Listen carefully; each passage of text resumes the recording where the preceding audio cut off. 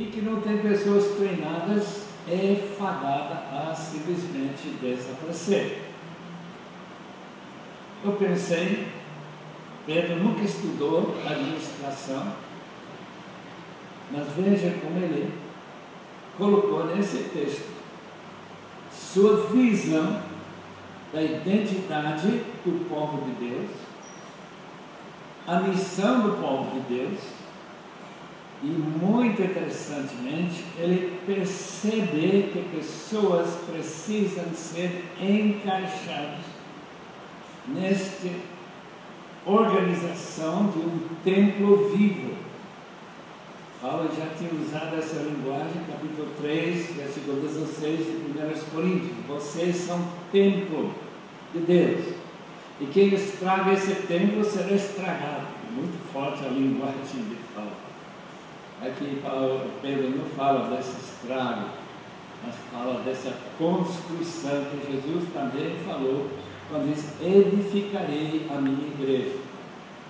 Quando eu penso no avanço do Evangelho em Piracicaba, eu fico imensamente grato a Deus.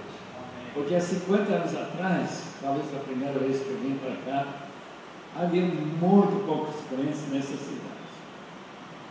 Eu nem ia mesmo. E hoje são dezenas e dezenas de milhares, provavelmente não sei quantos, de crentes em Piracicaba. É verdade que a cidade cresceu muito, mas a igreja cresceu também. Vamos lá para a identidade. Identidade tem 4 descrições em versículo 9. A identidade que o apóstolo Pedro tirou do capítulo 19 do Êxodo: vocês, porém, são geração eleita, sacerdócio real, nação santa, povo exclusivo de Deus. Essas 4 descrições, todos têm alguma coisa a acrescentar a este povo que está reunido aqui, com suas divergências em termos de denominação, talvez doutrinas, eu chamaria de periféricas, senão com certeza não estaria aqui. Eu não estou vendo nenhum padre católico, não estou vendo ninguém da Igreja Universal. Tem alguém da Igreja Universal? Não estou vendo. Então essas divergências são periféricas porque os irmãos estão reunidos. Quer dizer, em tudo que tem importância fundamental, estamos unidos. Por quê? Porque pertencemos à mesma raça eleita. Quando João Batista viu essa gente chegando para ele para ser batizado no Jordão, ele advertiu essa gente: por que vocês querem ser batizados? Você é raça de víboras. Graças a Deus, aqui não tem raça de víboras. A víbora é aquele que esteve no jardim, a serpente, que tem interesse em enganar as pessoas. Eu tenho a impressão que esta raça que está reunida aqui esta manhã não tem esse desejo de enganar a ninguém, mas é de persuadir os enganados a deixar de lado o seu engano. Quando ele disse no versículo 1 desse texto: livrem-se de toda maldade e todo engano. Esta raça eleita tem que ser uma raça que não engana ninguém. É uma raça tão honesta, uma raça tão séria, tão comprometida com a verdade, que não solta nenhuma frase do púlpito que não tem base bíblica para sustentar. Porque a maneira que um grupo de cristãos vai se desviando por um engano, é justamente porque a vantagem, a única razão para enganar é para tirar vantagem da nossa posição. São pessoas que têm treinamento, têm conhecimento, estão ali para servir a Deus e não para servir a nós mesmos.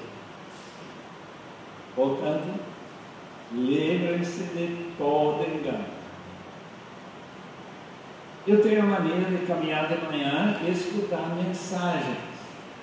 E meu favorito é John Piper. John Piper coloca de graça isso na vantagem. E no MP3 a gente vai escutando dezenas de mensagens dele.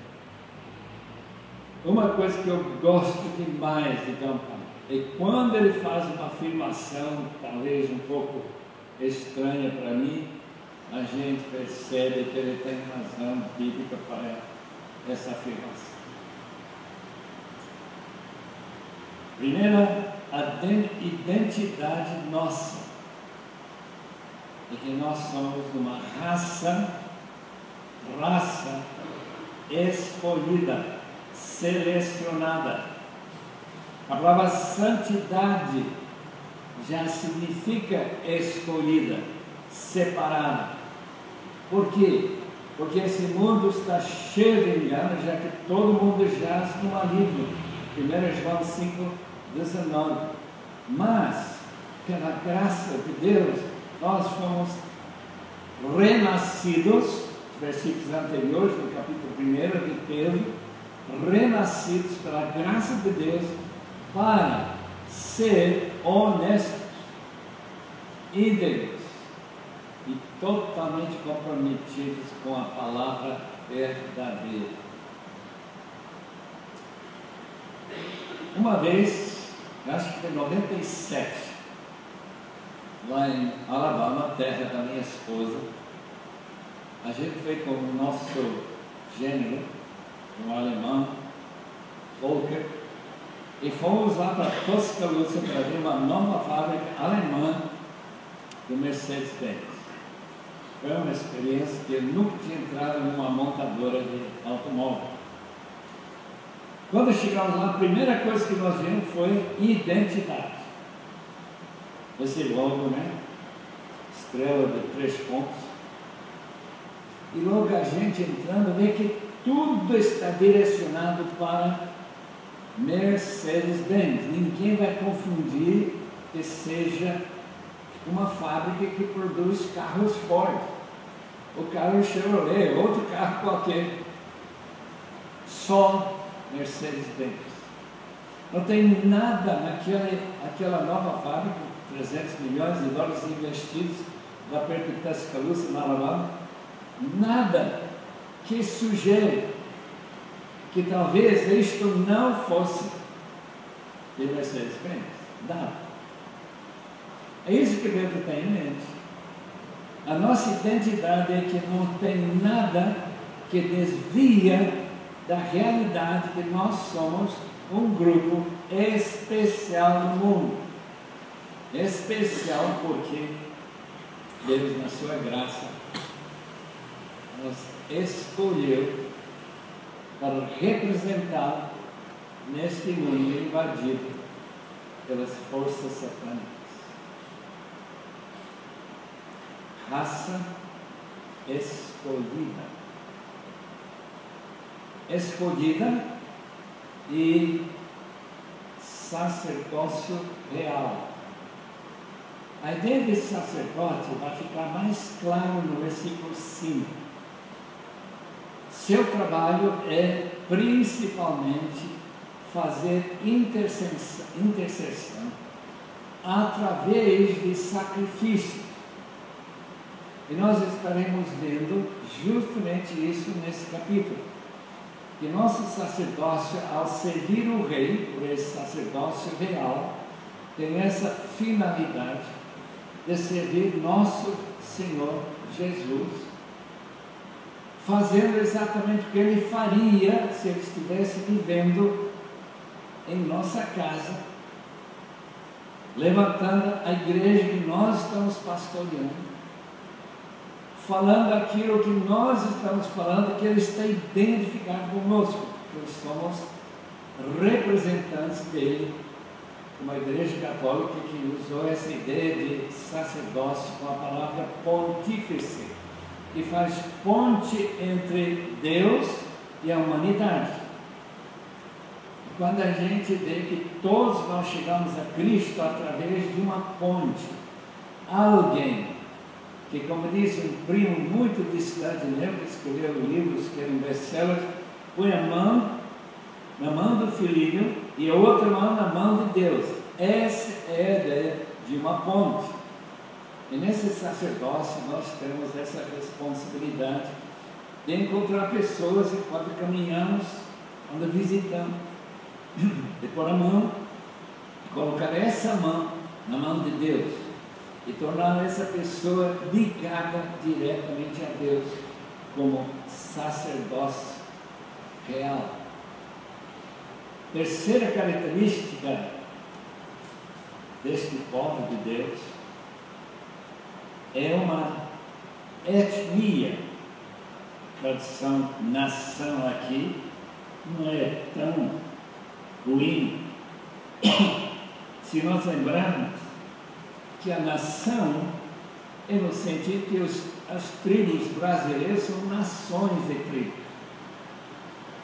Não é nação política, é uma nação em que a cultura, o pensamento, os interesses estão todos unidos naquela etnia. Meu pai veio para a Bolívia em 1923, junto com a mãe, com a intenção de levar o evangelho em uma tribo chamada Quechua, descendentes dos Incas.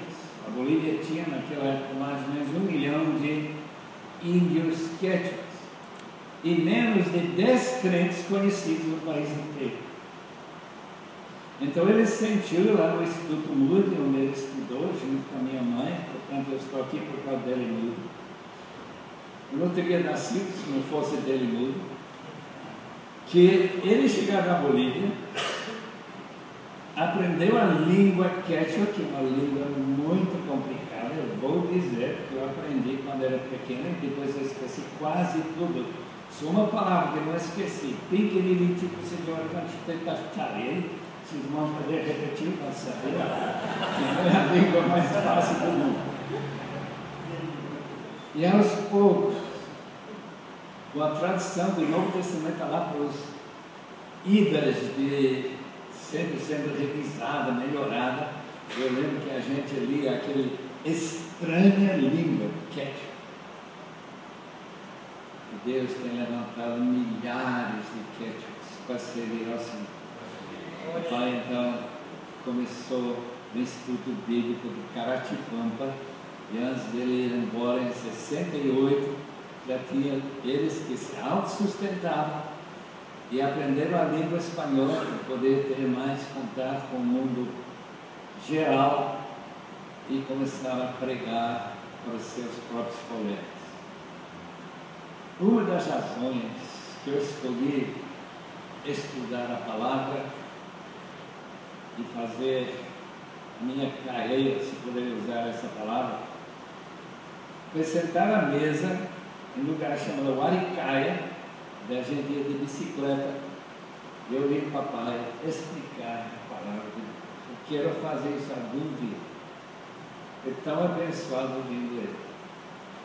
Queridos irmãos, nós somos parte de uma tribo especial de Deus, uma etnia santa, uma etnia que tem o privilégio de, quando eu recebi a Jesus com 4 anos, por causa de um problema de consciência que eu tinha já nessa idade, e ser libertado, ser purificado daquele pecado,